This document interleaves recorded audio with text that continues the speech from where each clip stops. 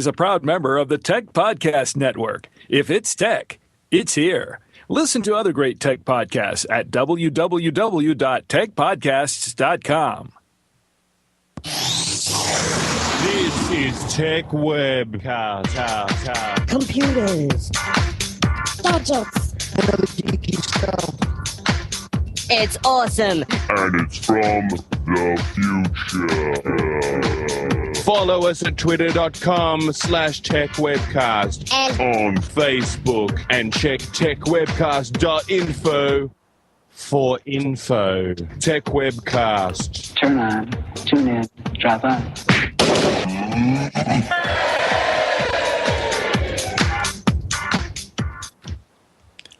Welcome to episode 268 of the Techwebcast podcast, recorded on the 7th of December 2013. Techwebcast is recorded every Saturday and rebroadcast on Aussie Tech Heads on Thursday evenings at 7 p.m. Please rate us on iTunes and like us at facebook.com/Techwebcast.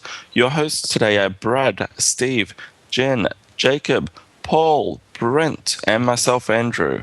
So we've got a busy panel today. Brad, how you doing, mate? You do indeed. How are you, mate? I'm going fantastic. And you? Yeah, doing good, buddy. Doing good, thanks. And what's been going on at your neck of the woods? Yeah, on a sad note, my grandmother passed away this week. Okay. Yeah, she made a good innings, got to 82 and passed in her sleep. So I've been up in Brisbane for the funeral. I just got back last night at midnight, so it was good. You know, it was okay. It was happy times. So. Yeah, but other than that, just been working away. The Zafo app comes out next week, so that goes into the store tomorrow. So we're pretty excited with that finally finishing up. Good stuff. So it's been a busy one. Now, with the new Zafo app, just a quick question about that. Now, when it comes out on next weekend, maybe, is that what you said? That will be in the US as well? Correct. It will be a worldwide sort of thing. So, yeah, it'll be in the US store as well. We need to celebrate that next Saturday because that is our last show for 2013. It is our last show for the year, Brad. So it will be good to go through next year and have a chat about that. Good stuff. All right, can't wait. Now, we've got Jennifer on as always. Jennifer, welcome. Hey, thank you. How are you doing today? We're down news next week about you. We won't say any more about that. I'm going well. Oh, you got some news about me? Is that what you said? Yes, but I'm not going to say it today. About the, you know what it is. Okay, we've got Paul on. Hey, Brad, how you going? How's everyone? Good, mate, good. What have you been up to? I just moved to Brisbane. Yay. Good stuff. So I've been here like 2 weeks now, so I didn't realise how hot it was until I came here. Should move to Melbourne. The parking's pretty hard at Chermside, isn't it, Paul? Oh, yeah. Holy crap. Yep, so. Oh, okay, believe it. Steve on as well. Welcome, Steve. Hey, what you doing? Hey, it's kind of funny. I'm actually drinking some water out of my Techwebcast coffee mug right here. I'm actually drinking water as well. You can buy out of the what store? I'm just trying to give you a little plug there, Brad. I think it's I can't remember what it's called now. Can't think of the name. Can't think of it. But anyway, that's where you can buy it. So. Where was it called? Oh, I don't know. Some store. Is it Zazzle? Zazzle, maybe? Might be, yeah. I think it's part of the challenge. You have to Google it and sort of one clue leads to another. Just find, yeah. Yeah.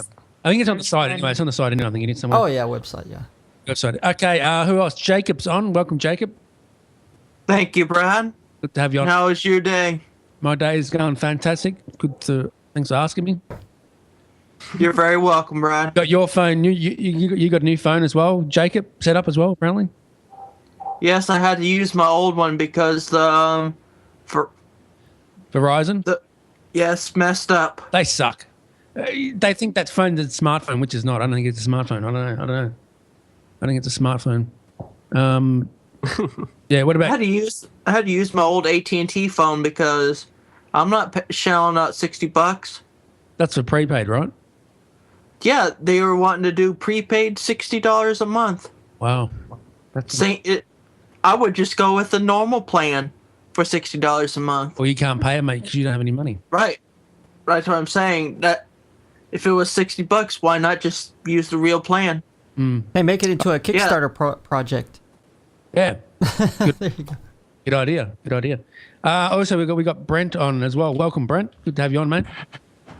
Good to be back. Nice to return to the crew and looking forward to a good show. It's always good to have you on, mate, because you got a very professional view on stuff. Well, thank you. I try. And I'm also drinking water, so that makes a third. Oh, nice. Awesome. Jennifer, are you drinking water? I have water here too, yes. Good stuff.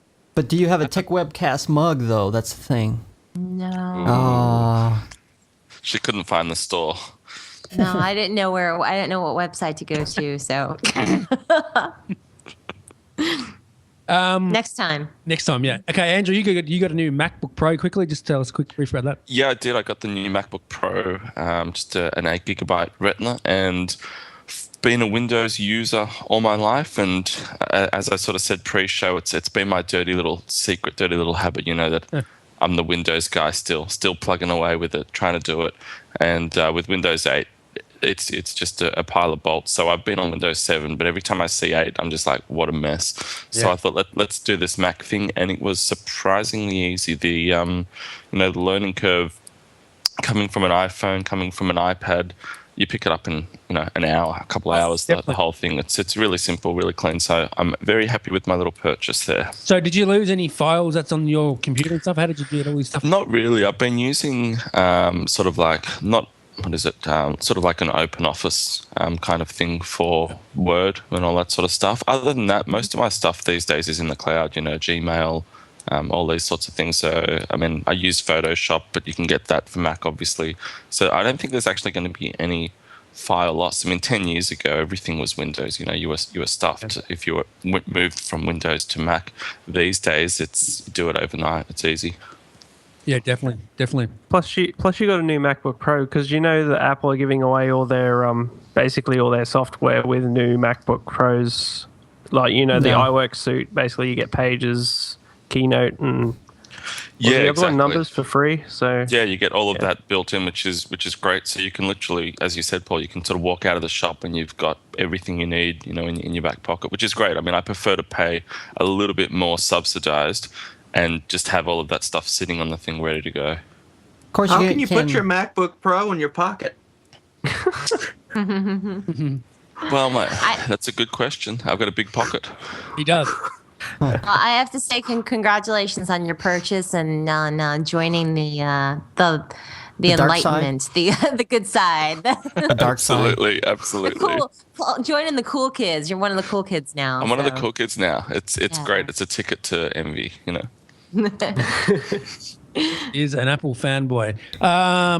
Okay, Jen, we've got some news, have we, today as well? We do have some news today. So let's go ahead and start. This first story is coming from The Verge.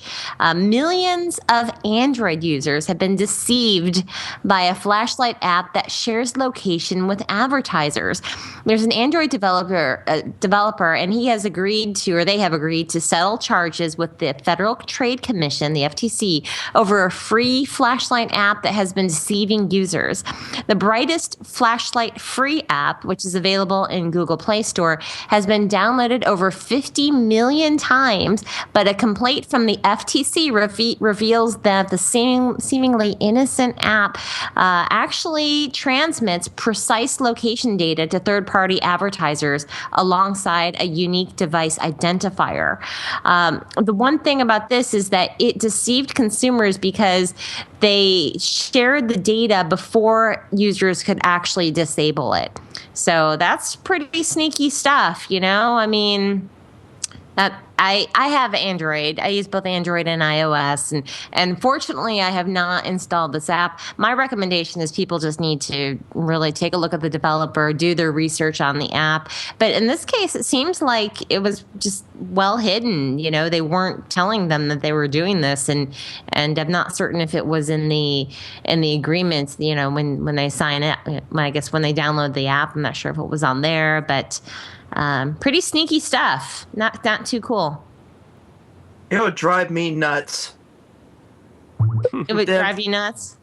Yeah, because you not knowing that it's giving your information out? Yeah.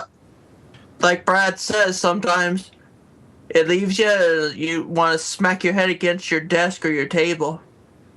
Yeah, and this thing is the fact that it would share it, and then even if you disabled it, it already shared your information. So it's, Too late by then.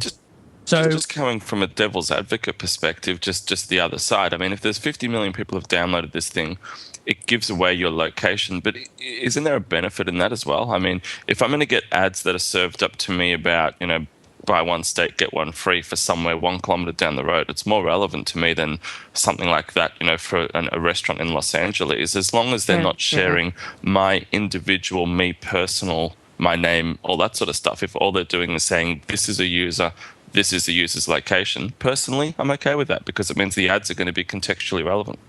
Yeah, I'm okay with that too. I don't mind it when my location is being shared with apps to cater my experience that make it more targeted towards me. I prefer to see ads about things that I actually, if I search for something online and like Dropcam, and now I see a million Dropcam ads, all right, that's fine. I like Dropcam, so I'm not upset with that, So I understand that's true. But then I guess if people should be given the option, that people that are just uptight about this kind of stuff should be given the option ahead of time to shut this off before it's deceitful to do it in the background. It is deceitful to sort of just do it in the background, as you said, without people knowing. And I think if people knew, maybe it's not so bad. But I mean, I always thought that when an app tries to get your location, it pops up and says, "Do you wish to share your location?" So I'm kind of curious how they got around that particular check. Yeah, I don't think that happens on Android though. Yeah, it does. It does. Oh, does it? Okay. Yeah. So it says, the FTC says an option to prevent the location sharing deceived consumers is the data automatically shared before users could disable it.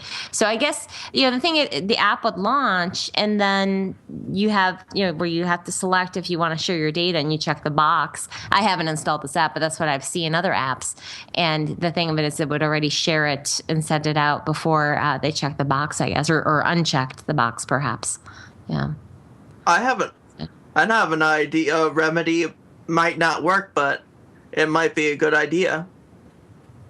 Like if you have this app and it wants to send your info out, when you download the app, disconnect the app before you launch the app. Disconnect from the network and then go into the app itself and just kill it. Yep.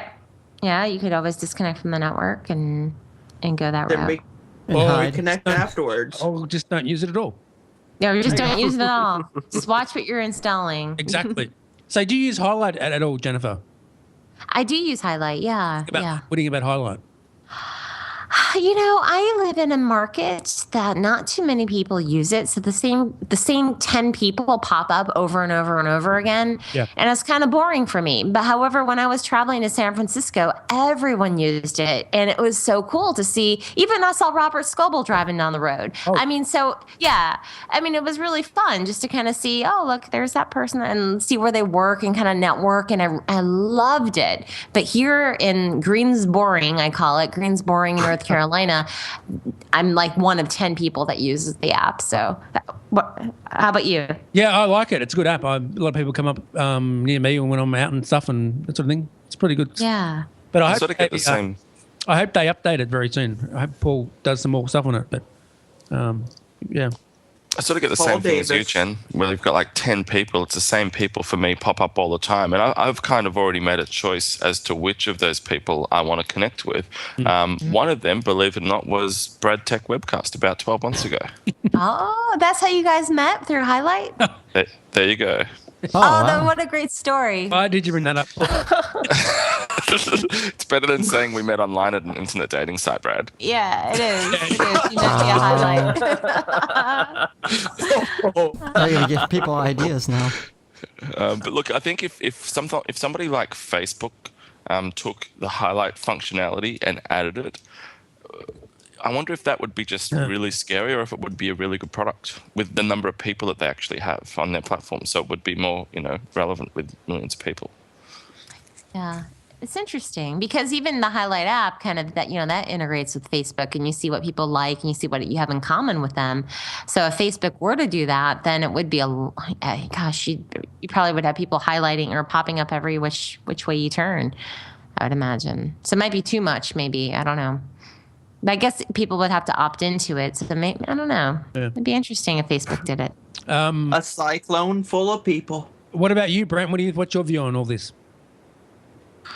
I think it's fascinating. Just talking again about the app itself, that it's called the brightest app, as if someone would say, they would believe in the logic that certain apps can't produce bright enough flashlights, and other ones can make it even a little bit brighter.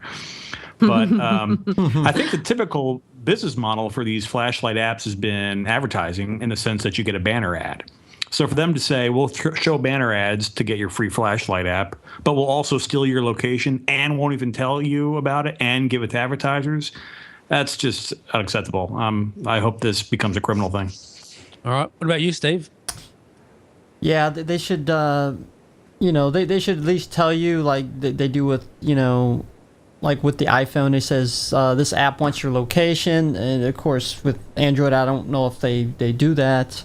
At least put it in the terms of service, or put it somewhere in the iTunes or the Google Play Store that says your location may be used for advertising purposes, or something like that. Let people know. Put it in plain English, right? Make it so that people can actually understand it. Even when things are in the terms and conditions, people just kind of, you don't really read it all. It'd be nice if something were, the things that mattered stood out and they'd stop trying to hide it. But I guess the way the APIs work is fundamentally different. In iOS, the APIs work in a way that it requires permission before the system architecture allows access to any of those sensors or data. Whereas in Android, it defaults to yes, and during the prompting period, while you're being asked yes or no, they still have access. So it's a loophole that really needs to be plugged up in Android OS as well, as far as I understand. Yeah. Oh, yeah. And that's also coupled with the Apple's walled garden approach and curated store, where they test everything out versus kind of letting anything slide in and wait for problems to occur in the Android world. They're getting better at it for sure, but these things will still happen here and there. Of course, if they sideload it, which you can with Android, and it bypasses the store altogether, then of course I believe this was in the Google Play Store anyway. Yeah, it was in the Google Play Store. All right, Janet, let's go to the next story then. Okay, next story. This comes from TechCrunch. Apple puts iOS 7 adoption rate at 74% based on the App Store data usage numbers. So Apple has updated its developer website for the iOS App Store that shows the distribution of devices on different versions of iOS.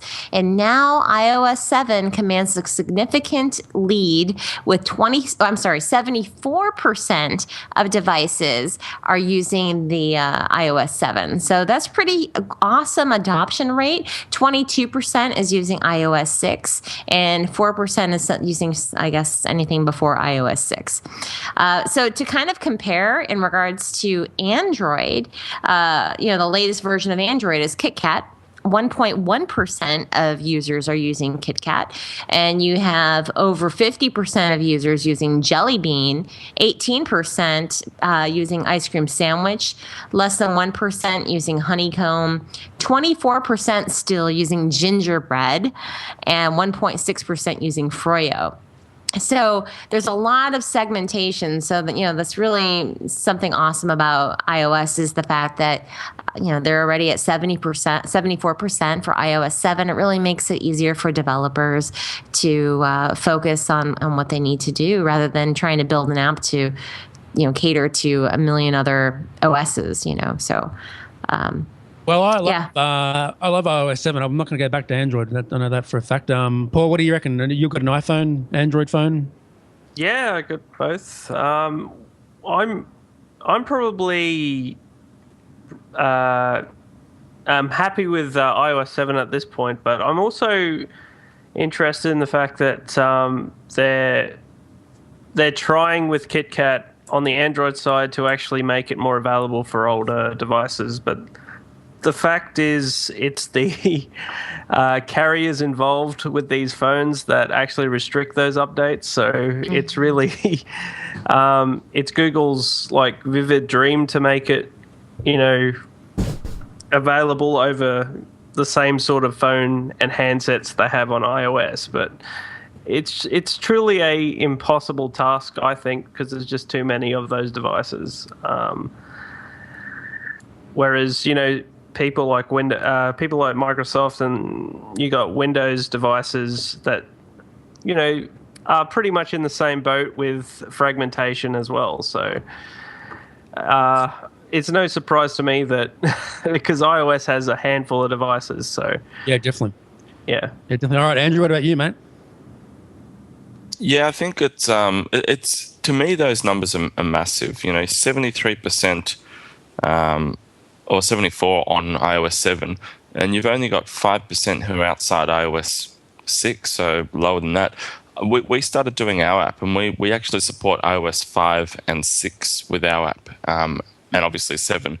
Had we known at the time when we started some 6 months ago that we'd have less than 5% using iOS 5, we would have gone just iOS 6 and iOS 7 because there's so many things you have to do to still maintain for iOS 5. So the numbers that they've, garnered have just been obvious in the last couple of months. It's phenomenal. And the fact that so many Android users are still using these older operating systems where you've got sort of 20% on here, 30% on there, I think that sort of goes to show that a lot of the Apple users are the early adopters. They're the tech savvy ones, whereas a lot of these Android users sometimes have cheaper phones. They buy the phone, they put it in their pocket, they send text messages, they make phone calls, they might download 3 apps, but they don't really care about, the tech as much. So, they just updating the OS to them is not important. I've got a phone, it works, who cares? Whereas the Apple users all want to grab the latest and greatest thing, which I think sort of pushes that mentality again that, iOS first for a lot of development things and that, because that's going to be your early adopter markets. All right, good answer, Andrew. Jacob, what about you? I actually think I use Apple and Android, but I use my iPad more. I agree with you. Yeah, I agree as well. I agree with you too, Jacob. What about you, Steve? Well, as somebody already mentioned, that it's pretty much either the carrier or the phone manufacturer that has to program the new Android versions for that particular phone. And of course, if it's a cheap Android phone, there's maybe not as incentive for them to, upgrade to new operating systems, and then that's kind of what the problem is.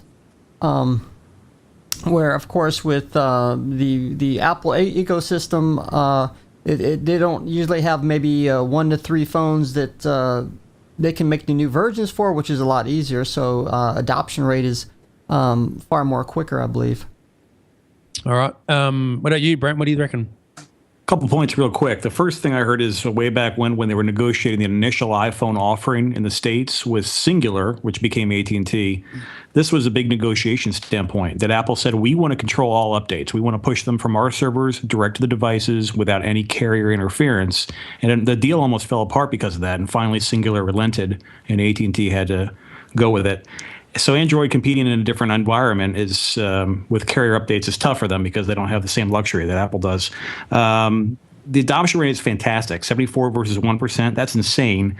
And I think Apple wants to capitalize that on by making OS X Mavericks free this time around because they love getting it. Works better for everybody when everyone's on the same platform, from Apple, from developers, from users. If everyone's on the same OS, life's easier for everyone involved. And we hear this a lot about fragmentation in Android with different screen sizes and things like that for apps. But the biggest fragmentation by far is the OS levels. Okay. Yeah. Cool. And I have to say also, in using both OSs constantly, I really love both of them. I really love Android for everything it offers and its flexibility, and iOS for its stability. And I say stability because even in the latest and greatest Android devices, I still have it freeze. I have icons, like my Spotify icon is now something else, and my app, my G Plus icon is no longer a G Plus, some other icon. I don't know why this kind of stuff happens, but it only happens on my Android devices. It doesn't happen on my iOS device. Yeah. And so that has nothing to do with the story. I'm just venting. Yeah, maybe. That happened to me as well when I had my Samsung phone. It just kept freezing on me and stuff, and I think it's got a lot to do with, Brent, you said just then, the fact that everyone's on this iOS 7, there's a handful on iOS 6 and no one on previous. It means that for developers, it's really easy to make sure that things work properly. And what that means is developers are going to create really cool apps because they know that they're going to be seen with iOS 7. They're going to look great. They're going to work fast and well. It means people are going to go and buy the iPhone devices. So what Apple are basically doing is creating an environment that's really compelling for users to go and do it. And as Brad and Jen are saying there, you guys have got these high-end apps that are crashing. Spotify is a big app. The problem is, Spotify are having to do all this work to create an app that will work on 5 different, Android operating systems, that will work on multiple different kinds of, phones, be it a HTC, Samsung. So it just becomes such a headache that there are going to be problems. So it just makes the task way too big. So I think the way Apple are doing it is really clever, and it means that they might lose a little bit here and there and they give Mavericks away, but in the long term they're going to make a bucket load more money on hardware because the idea of moving across is so compelling for it to be a really clean experience. Well, Apple Go makes more money from. Oh, go ahead. Go ahead, Steve. You go. Apple primarily makes their money through their hardware sales, and so they can afford to give away a lot of this stuff for free, like free iPhone and iPad upgrades, and even give away Mavericks for free and things like that. It just gives more incentive to stay on the Apple platform. Of course, they may be paying a little bit more for a premium product, but that's most people seem to be happy to pay it if it works well enough. All right, next story, Jennifer. Alrighty. And I hear a bit of an echo. Echo. Echo is gone. Okay. Okay, this next story comes from The Verge. Pixel Jetpack straps a Steam OS PC to the back of your TV. British computer maker Pixel has a new Steam OS gaming box on the that will actually go unseen, and the way it works is that it actually latches onto the back of your flat screen TV, or it can latch to a wall or underneath a table. Now the computer will run Valve's Steam OS, and according to PocketLint, it will also be able to run Windows or Linux. Users can install whatever graphics cards they want, and with what Pixel says it will be a universal GPU compatibility. So in order to fit the hardware into multiple places, it's been designed with an expandable case or chassis. How do you pronounce that? Chassis, right? Chassis. Thank you. That can stretch out to latch onto larger areas using a standard Visa mount. So it will work on TV sets between 32 to 70 inches. So Brad will work with your TV that you just got. Okay. And it sounds like an awesome idea. So, I don't use Steam right now, but, I am familiar with it, and I know there's a lot of talk about it. So I think it's pretty awesome that they're coming out with this. And for it to be hidden behind your TV is really, really cool. Yeah, definitely. I agree. It looks great. And Steam, I don't use Steam as well. I used to use Steam on the Windows, but it sucks now. How much is it, Jennifer, to buy? Do you know how much it is at all? Or? I did not see a price point yet. So right. Okay, Jacob, let's go to you. What do you think about this? I think it would be pretty cool because... Does it specify what type of tuners it uses, like to hook up to a TV, like HDMI or the old style? I think it just does HDMI and stuff, I think. Yeah, it doesn't say in the description, but let me see. I'm looking at the back of it right now, and I see some HDMI. I see some, looks like computer monitor. Okay, yeah it's hard for me to see. It's kind of small.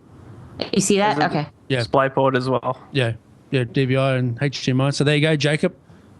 That's pretty cool because... So would you use that, would you? Yeah, then I would bring it. I'll be able to bring it with me. Would you put Windows on it or Linux? Yes. Yeah. Actually, I would have Windows and Linux on there side loaded. Wow. Mm-hmm. Cool. Well, alongside their own. Okay, what about you, Brent? What do you reckon about this? It's very interesting. I think price is going to be massively important, whether this thing has any success or not. It's highly, maybe overly engineered with the whole concept of mounting to the VESA, style connections in the back of a flat screen. And some of these pictures show that it pulls out in a way from the back of the TV for servicing or upgrades or what have you in a pretty detailed way. This thing's not going to be cheap. If they could pull it in under $1,000, that's great, but it'll probably be way over that. Very cool, very cool. Andrew, what about you?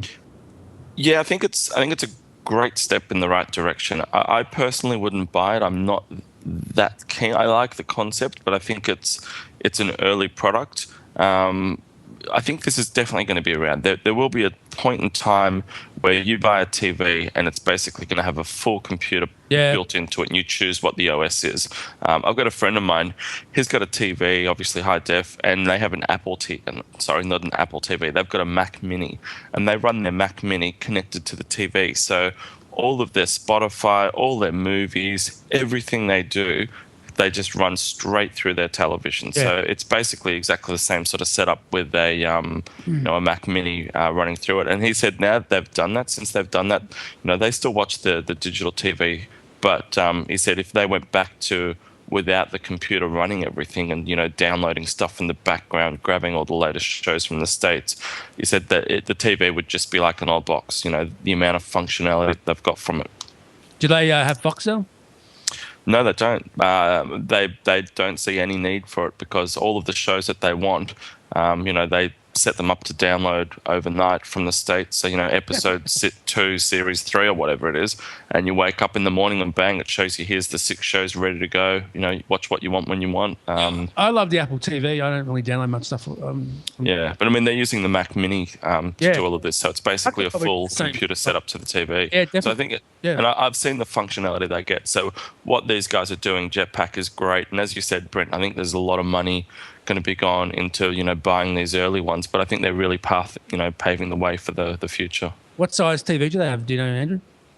It's about a 52, I think. Oh, that's not bad. It's pretty good. What about you, Steve? Would you buy one of these for your TV? Probably not. I actually run a Mac Mini on my television as well for watching TV shows through the internet and so forth. So I'm kind of fine there. I'm kind of wondering as well with this Jetpack because you got to think: does it work with every television? And then you got to think too: if this is mounted on the wall, is that also going to interfere with the brackets? But besides that, I mean, it seems like it'd be okay device. What's interesting too is you can supposedly change out to your own video card, so there might be a potential to upgrade the video card to a better one later on, which is great. And it's not so much the device itself, but that it actually runs the Steam OS operating system that Valve's actually been putting a lot of time and effort into. And if it runs on Linux as well, actually, they've been even able to get games to run faster on their Linux versions than even on Windows, which is surprising enough. Okay, good answer. What about you, Paul? To me, it just looks like a rack-mounted server attached to a TV. Yeah. It could be probably if it has. It doesn't say if it has actual storage in it. It just says it's more of a. It doesn't look like from the internals I can see here. It doesn't have any hard drives or anything in there that you can store media on. Interesting. I could be wrong, but it looks like it's just like a computer with. Yeah. Storage for the OS and some of your games and stuff like that, but nothing for media. Like if you wanted to turn it into a media center of some sort and store all your movies and stuff on there as well as your games, it doesn't look like it has that expandability option. Okay, all right, good answer. Jennifer, next story. All right. The next story comes from The Verge. Speaking about TV set-top boxes, Google can launch or might launch the next Nexus TV, which would be an Android set-top box, and it might be coming out next year. So Google isn't giving up its living room ambitions just yet. The company is said to be working on the Nexus TV device that will run Android, stream video services like Netflix, Hulu, and YouTube, and play a selection of video games.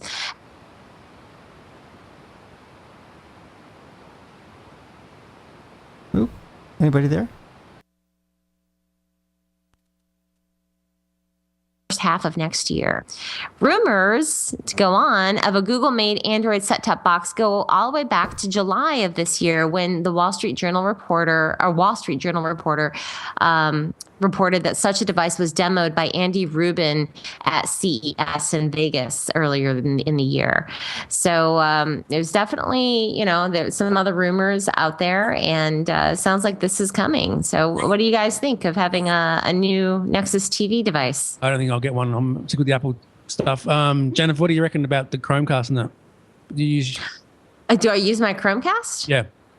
Yeah, I do use my Chromecast. So but in regards to this, it's interesting because, I also had a Google TV, and it was just awful. I mean, it was horrible. But, I love Google, and I was really hoping that it would do well. So if they're going to be launching maybe a device that's running Android and does the streaming and does some video games, and it's for a decent price point, I think, why not? It'd be interesting to see what they end up doing with it.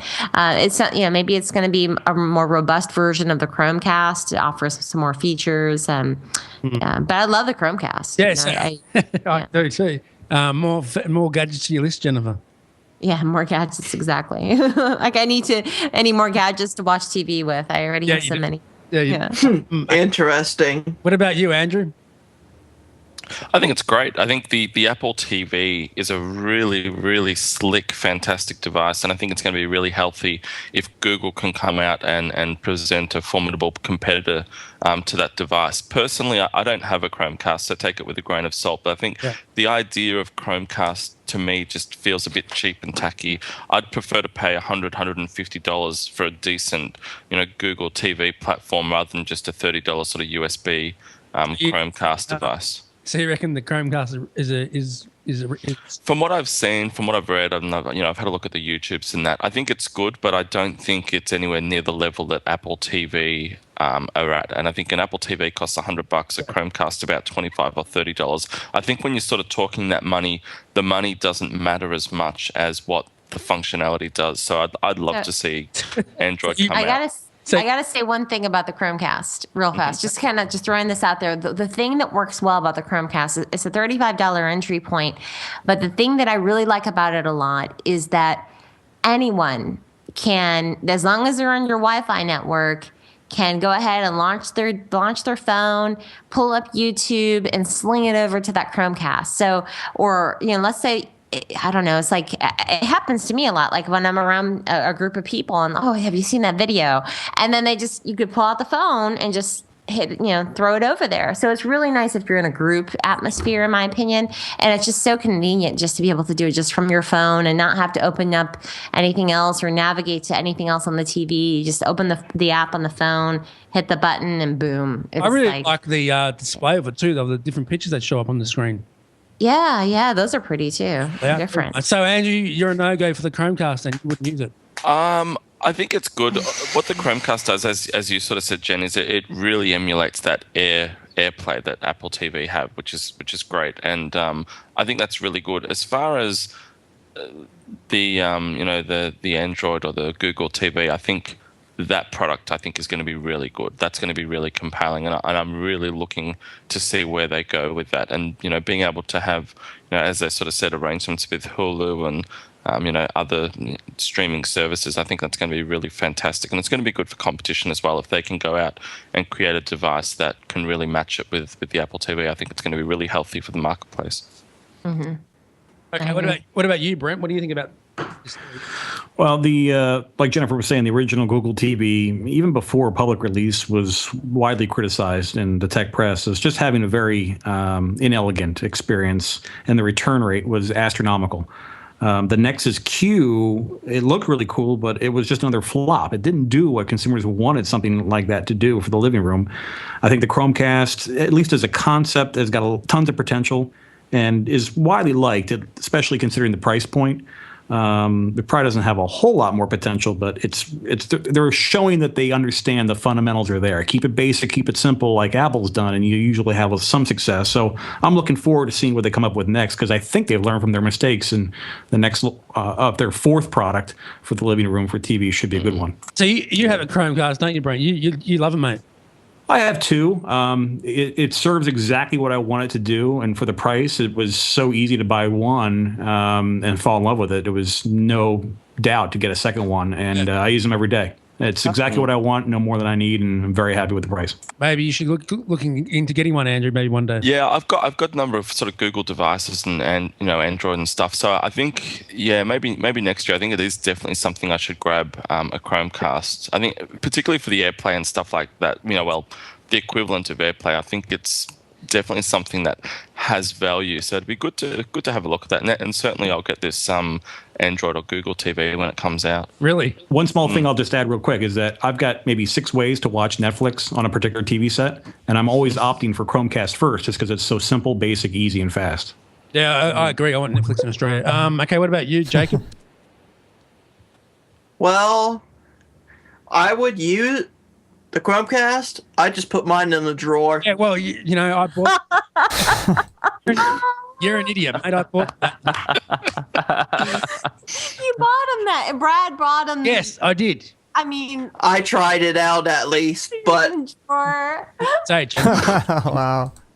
hey, at least I want to be one of the big guns and have one.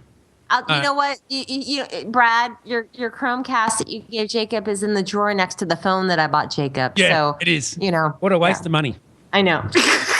Oh, wow. Hey, that's Verizon's fault for you, Missy. Oh my gosh. They're funny. Okay, Paul, what about you, mate? Well, if it's anything like the Chromecast, the Nexus TV itself, I don't know what exactly they would add in functionality to it, but what I'd like to see is Miracast support, because the Chromecast surprisingly doesn't have that. And I would have thought Miracast being widely used on majority of Android devices to completely mirror your Android device on the screen, I figured that would be an inbuilt thing. But it doesn't say anything on this Nexus TV that they're going to be doing that. So Paul, is this a set-top box or just a TV or what? What is it? It's like it says Nexus TV device. So if it's a device, I imagine it would be like a box, a set-top box. Yeah, it's a set-top box. Yeah. I'm guessing it would have a hard drive in it, because from what I read about the Google TV, it has a hard drive in it as well, doesn't it? Unless if it's just streaming. So it could just, maybe it has a small drive and the rest is streaming. Oh, right. Okay. Yeah, that makes sense. Because I got the Google movies, Google TV shows. So it did basically they could stream. It did say it would have a Kinect-like motion sensor, though, as well. So that would be interesting. Mm-hmm.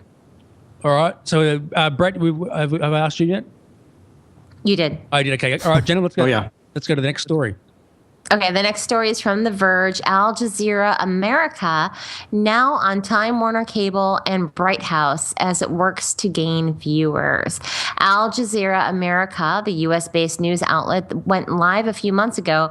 It is now on more TVs across the country. Time Warner Cable is carrying its channel in major markets such as New York, L.A., and Dallas. And Bright House has also included the network in its lineups. Time Warner Cable plans to roll out the channel to the rest of the customers in March. The deals were struck back in October, and it brings Al Jazeera to 55 million homes around the country, which is up from the 44 million it was previously. Wow. About 100 million homes right now subscribe to cable and satellite TV, and both cable operators previously dropped the channel back when it was Al Gore's current TV, so a new agreement has to be made. So looks like it's coming to the rest of the nation, at least as far as Time Warner Cable goes. Yeah, I don't have it. I don't. Well, do you have Time Warner Cable? All right, let's go to the rest of the story. Then we'll come back and yeah. Oh, you want me to go to the rest of the stories? Yeah. You must pause. No. Okay. All right. Okay. Next story is from Engadget. Amazon's MP3 Android app gets a makeover and now lets you share to Facebook. So if you are an Android user that likes to shop for music on the Amazon MP3 app, then you're going to be glad to see that it has received a much needed update. Most notably, the application looks a lot better and is speedier than before, with Amazon making a nice design change to the UI and tweaking things under the hood to make browsing through it all a breeze.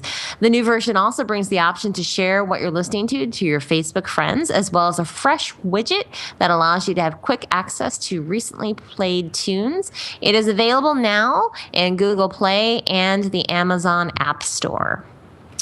And I love in the Amazon MP3 app. I do use it. I use it on one of my Android tablets, and yeah, it's like I use it to listen to that music as I go to bed, and so it's funny. It's like I can listen to a million different devices, but for some reason I listen to it on the tablet with the Amazon app when I go to bed. I don't know why. You must be like Chris Voss with so many phones. Yeah. I think Chris might get more though than I do. He was on the podcast yesterday, and he showed a container full of phones. I couldn't believe it. Wow. What show was he on? Techluster. Oh, he was on Techluster. Yeah. I couldn't believe it. Yeah, unbelievable. Okay, any more news stories, Jenna? Before we We do have more. Okay. I was going to say something about the Amazon thing. Oh, let's just leave that to the end of the story because we need to wrap up pretty soon, Jacob. Okay. Okie dokie.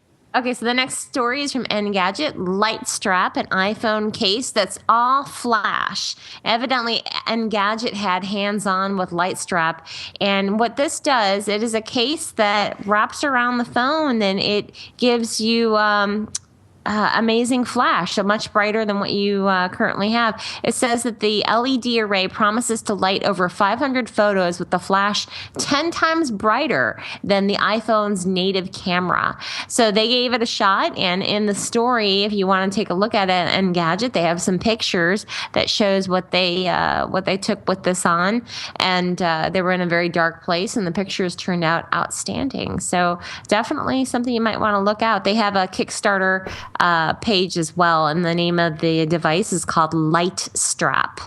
So, and I have one more story. Okay. Yep, go ahead. Yep, far away. All right. This is from Mac Rumors, and I wish I had known this today because I was in the Apple store today and I read this afterwards. And I was like, oh darn it, because I could have tried it. But so. Early experiences with Apple retail store iBeacon technology proved mixed. Earlier today, Apple launched its iBeacon initiative in the U.S. retail stores, allowing users of the company's iPhone app to opt in to receiving location-specific notifications and access to other information while browsing in the store. So basically, if you have the Apple Store app on your phone and you're browsing, you're going shopping in the store, you'll get notifications that pop up on your screen. So someone went and tested it today, someone from Mac Rumors, and he has some complaints about it. He wasn't all that impressed. He says that he got multiple identical notifications when he was browsing the iPhone section in the store. A notification popped up offering for him to check his upgrade eligibility. After he checked his upgrade and trade-in eligibility, Marshall then returned to browsing iPhones, and a few minutes later, the same upgrade notification popped up on the phone. He also complains about incomplete coverage. He received no notifications for iPad or Mac products when he was standing at those stations, although he did receive additional iPhone upgrade eligibility notifications while browsing iPad and Mac. Marshall says they say that Marshall apparently hoped that the system would be used to offer special deals or promotions, but no such notifications were offered. As many customers already know, Apple's in-store deals are few and far between, and they usually only have deals if it's Black Friday or maybe on a third-party item such as a printer. So with Apple's implementation of iBeacon that has just rolled out, there are certainly some opportunities for improvements in the future, but some users might find themselves underwhelmed with the initial experience. So we'll see. Good stuff. Yeah. Another great news stories, Jacob, as always. Brent, you have any views on them stories? Last couple of ones? Yeah, I think that, Macy's in New York City, which is a huge department store here, has started using, or is going to start using iBeacons as well too. I don't know if they went early or not, but I do get that Apple's slowly rolling this out with one major customer and testing it themselves in a house. So yeah, multiple notifications is the kiss of death. You can't do that to customers and can't piss them off with more than one. It is. It's funny because you're shopping for what, like the iPad, or you're looking at a MacBook, and then you get another upgrade notification. It's kind of funny. It's or you try and look for a skin or case. Yeah. Or a power adapter. And I was just in the Apple Store a couple of hours ago, and I had no idea this had launched. If I did, I would have installed the Apple Store app and given it a shot and tried it. Yeah, I love the Apple Store app. I mean, it's great. I think the iBeacon is really going to be. I mean, it's the future on steroids. I think the iBeacon is going to be absolutely huge, if and when they get it right. I mean, it may not even be called that when they get it right. But the idea of being able to walk in anywhere, switch on, switch off notifications, as you said, Brent, having things come up multiple times is just going to piss people off. They've got to get that worked out. But I think working with big chains who've got the money to get behind it, like Macy's, and that is definitely the way to go until it's really ready. You don't want it to be in a ma and pa, because they need it to plug and play. But I think what they're doing is going to be huge. But they've really got to make sure they put a lid on it as far as developers are concerned. Otherwise, every developer under the earth will be creating stuff. Your phone will be binging and banging with everything coming up, wherever you go. All right. Let's go to Steve. What about you? With iBeacon, of course, it is fairly new, so it does need some tweaks, which should be, fairly easy enough to do with enough time. Of course, it's not just with sales. With iBeacons, really, not only the thing it's going to be used for, but if you get enough retailers, like let's say in a mall, you get enough retailers using this, you can use it for indoor mapping with Google Maps, Apple Maps, and you could actually find your way, maybe and put in the maps you're looking for a certain store. It would actually show you, based on your location inside the store using iBeacon, to getting to where you need to go. And then, of course, with the light strap, I thought it was very interesting that this case also has a built-in light sensor, so you can actually use it with any photo app because it senses the flash, and then obviously would activate the light strap. There we go. All right, good answer. What about you, Paul? What's your view on them stories, mate? You there? Paul? Uh-oh. Yeah. Sorry, I had mute on. I didn't realize it. Okay. Yeah, I think my first experience with this iBeacon thing was pretty much today when I was at the Apple Store, and basically, I went up to certain parts, and because I got my Pebble Watch connected to my iPhone, it was just going off like a frog in the sock, basically. But But with, I think this would be perfect for something like an eyeglass unit thing. Putting that on and you walk around and it basically gives you information based on what you're looking at. I think that would be a lot better. All right. Good. So, Paul, what did you see when you were at the Apple Store? What kind of notifications did you get? Did you get like an upgrade notification or?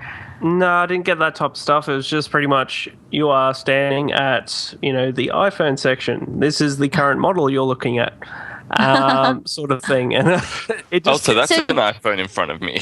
So did it give you, okay, so let's say you're standing in front of an iPad or something. Did it give you a description of the item so that you could read more about it on your device?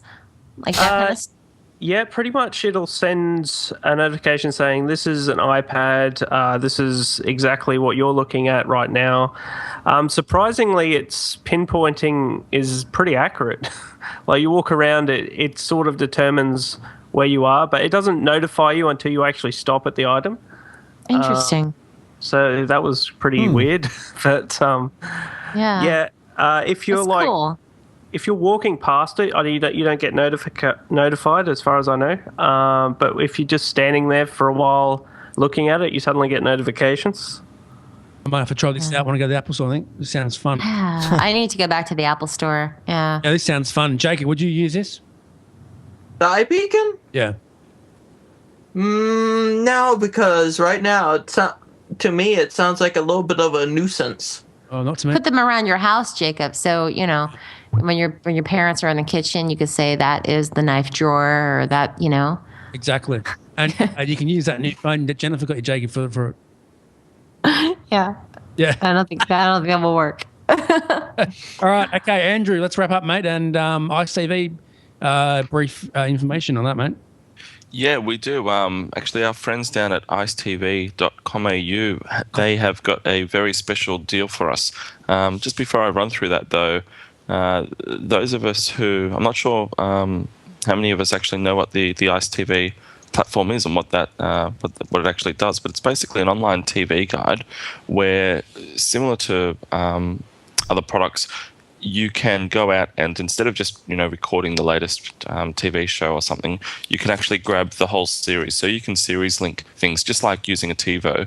If you've got whatever news, current affairs shows, drama shows, every Tuesday night it might be on at the same time. You can click a button, series link that show, and record it straight through. So unlike when you buy a high definition storage device, you can actually take that and instead of just saying, hey, I want to record this at 7:30, put IceTV on it, series link, do everything you like. It basically turns it into a TiVo. And that's an Australian company, Australian device. They're on Humax. They're on actually a number of different products. And we have got a special deal from IceTV, Brad, for the first 100 listeners who would like to sign up to IceTV today, purchase a 1-year license. It's usually $99, which is a really good deal anyway, I think, for using the product. But for these guys, $69 today only. So all you've got to do is go to IceTV, I believe it's icetv.com.au. I'll just double check that. That is right, yeah. Yep. And in the coupon code area, type in IceTV Webcast. One word, IceTV Webcast. Now that offer expires on the 15th of December. So you've got about a week to use that. But it's a really good turn, I think. So it's a great product. I've actually been playing around with it, and I just bought it. How do you enjoy your IceTV, Andrew? I think personally, I had a TiVo, and I'm finding the IceTV information a bit better than the TiVo. Really, Jay, that's a big statement. I mean, I bought a Humax HDR, and it's a great device. But to be fair, without the IceTV, it's just another recorder. As soon as you bolt the IceTV onto it, it becomes something else. So I'm really enjoying it, and I actually just got my Humax recently, and I'm on the 1-month trial, I think, or 2-month trial at the moment for the IceTV, which comes with the actual device. So I will certainly be signing up for $69 and saving $30. There you go. There you go. So that's IceTV Webcast. That's your coupon code. Jump on there, icetv.com.au, and check it out. Check it out. Now, Jennifer, you can't get IceTV over there, can you? In America? No, we don't. I don't believe we can get IceTV here. I did get a new TiVo, the TiVo Romeo, and I really like that a lot. And it's been working quite well. And I put my old TiVo in my bedroom, and so I can share things back and forth between the two, and it's kind of cool. That's good. Over your house. Anyone else? Go ahead, Steve. What do you want to say? Oh, I said I was going to go over to her house and watch it. Oh, really? Oh, yeah.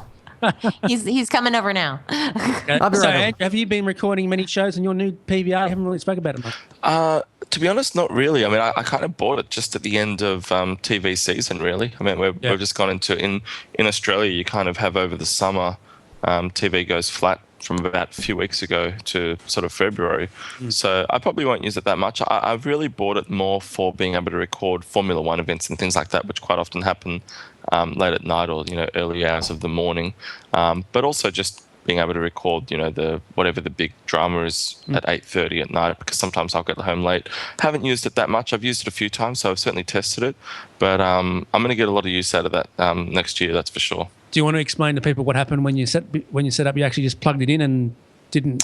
Yeah, I plugged it in at the office and tested it for Humax. We did a review on the device, which is a great device. I then took it home about 10 kilometers away, plugged it in, and it gave me really, really, really horrible reception. And I was saying, this pile of bolts doesn't work. What the hell? What's going on? And sure enough, I didn't do a new channel sync. So when I did the new channel sync, it worked perfectly.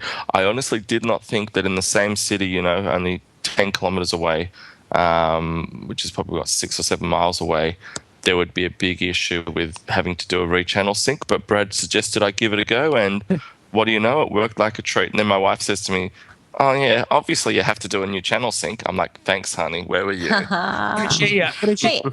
go ahead, Jennifer. Oh, I have a question about. Okay, so with my TiVo here in the States, there's an app that I have installed on my computer called Views, VUZE, and it is a BitTorrent, and so anyway, but whenever I have this on, it will see my TiVo, will also see my Android device, and it will see pretty much any type of device that's on my network.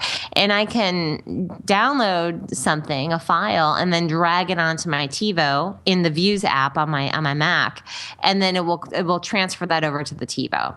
So I'm wondering if you could do the same thing with Humax. If you were to have that installed, can you transfer media onto that device over the network? I think you can. I know for a fact you can use. Yeah, you can. There's a Wi-Fi that comes with it, so like a Wi-Fi USB, and you can use that to transfer into different networks and whatnot via IP and stuff like that. Cool. So the short answer is you can. The long answer is I haven't done it yet, but that's what Christmas is for. I was just about to answer you, Jennifer. You can actually use VLC and record. The shows you record on your PVR, you can actually watch it on your Mac.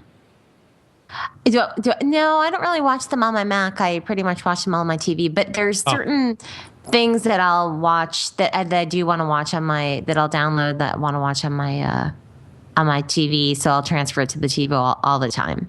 So that's cool. That's cool. It works well. Yeah. Yeah, I agree. What about you, Jacob? What's the final thought of the show and wrap up, mate? What do you reckon? I think that's pretty cool, and this show was pretty good tonight. All right, last show next week, Jacob, as you may know. I know. Well, you gotta say last show for the year. Last show for the year. Yes, that's right. Before, yeah, you gonna miss it? Yeah.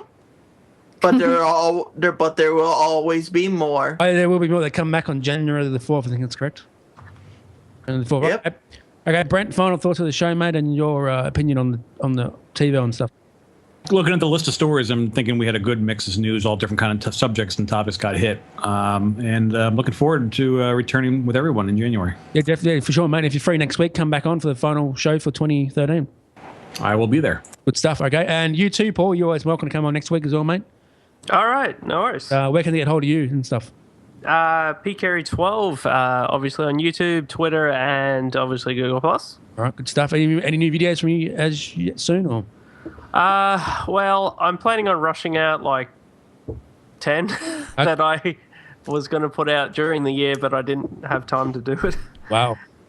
So I have them all unedited, just sitting there. So yeah, I just got to have those put up in the next few weeks. That's all. Good stuff. All right, you can get me on Twitter at Brad Oz and at Techwebcast. Andrew, final thoughts of the show and. Yeah, I'd just like to say a big congratulations to everybody on the show. We've managed to get through the entire show without mentioning Google Glass once. So that is a first, and well done to everybody.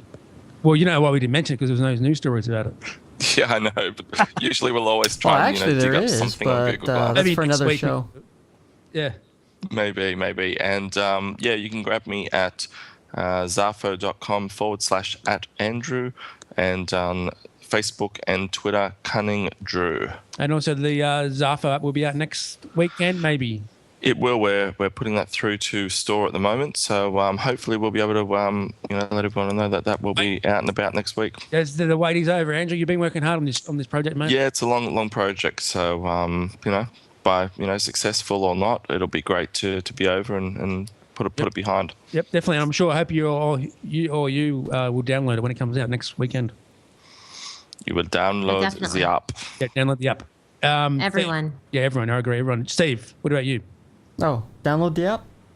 No, what's your Twitter name on that? Oh, okay. If I'm at Twitter, is Chatterbox_live.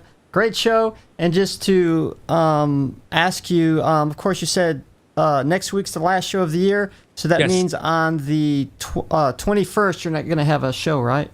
No, we won't. Yeah, just let the viewers know. Okay. Yeah, no show on the 21st. Next one is going to be the last one for 2013. So yeah, and also thanks, Steve, for being on for the year, mate. You've been doing a good job. Yay for me. No, just kidding. Okay. You too, Andrew. Appreciate all your time too, mate. More than welcome, Brad. It's been great having being a part of the show and so forth. But I'll save all of that cheer for next week. But it's been great. It's been really enjoyed this year. Thanks for being on, guys. Appreciate it.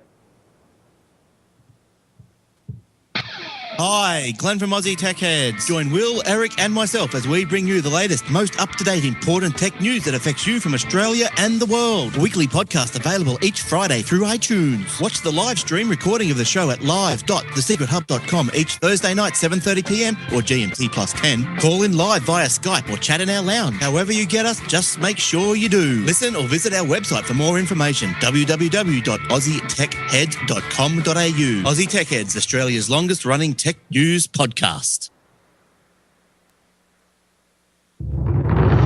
Well, that's it for Tech Webcast this week. Thank you for tuning in. We hope you enjoyed having your mind expanded. Tune in next week for more tech talk with Brad, Jason, and whatever crazy guest they've managed to rope in. Don't forget to get the Tech Webcast app from iTunes. Follow us on Twitter at Tech Webcast, and of course, check us out on Facebook too. Until next time, may the tech be with you.